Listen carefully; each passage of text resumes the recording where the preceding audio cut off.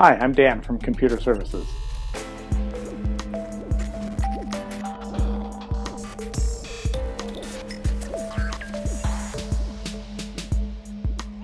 Let's make some shapes. Over here in the toolbar on the left, you have a lot of different tools. I won't go over all of them today, but you should experiment with each one of them and see what it does. Up in the top we have some selection tools. I find that I use the Move tool in the upper corner most often because within that tool are some of these other tools, and I'll show you how that works. Here are some drawing tools. There's a pen tool, a pencil tool, a brush tool, a big eraser. Use these to create organic shapes. There's a line tool, a curve line tool, several text tools here, and then all of our shape tools. Today we're just going to use some basic shapes. For instance, here's a rounded rectangle. I click on it and I can make a rectangle any size I want. What's interesting though is that if I press down the Shift key, it constrains the proportions of that rectangle to make a square.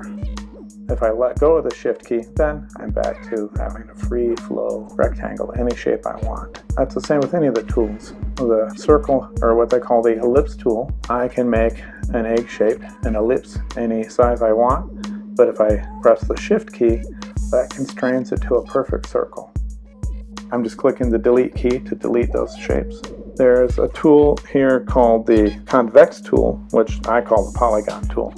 And it's the same. I can make a polygon any size I want. I can constrain it to make a perfect polygon with each side being of equal value. With the polygon tool, I can go over here to the properties and look at the properties of the polygon and see the number of sides are 5. And I can change that. 6, 7, 8. I can even make a triangle. Delete. I have a star tool. Constrain that. And over here in properties, again, I can choose how many points I want in the star. And then here's a regular rectangle tool without rounded corners. So, if I look over here at the properties, the first set of properties for the shape are the fill and stroke. The stroke is the outline of the shape, and I can decide how thick I want that to be here. And I can decide what color I want that stroke to be. We'll make it red. And then there's the fill, which is the center of the shape. And I can choose what color I'd like that to be here. Now if I click the Move tool up in the upper left hand corner, I can grab that shape and push it anywhere I want on the canvas. I can grab any one of these corners. That constrains the proportion, just as if I were pressing the Shift key when I was creating the shape. I can grab any side handle and change the shape. And then up here, maybe if I reduce the size of the stroke a little, it'll be easier to see.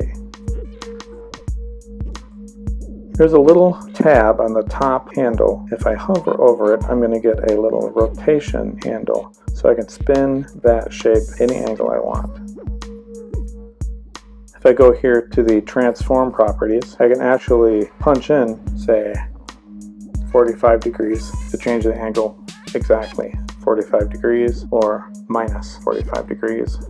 So I can add any angle I want very accurately here.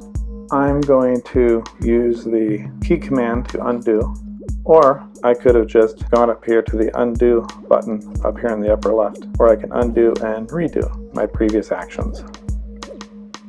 Now, I want this rectangle to be a particular size. So again, under the transform properties here, the second button here under the properties menu. For the width, I'm going to make that 4 inches exactly. And the height, I'm going to make that 2 inches. So that changes the shape of my rectangle here. I'm going to pull that toward the bottom.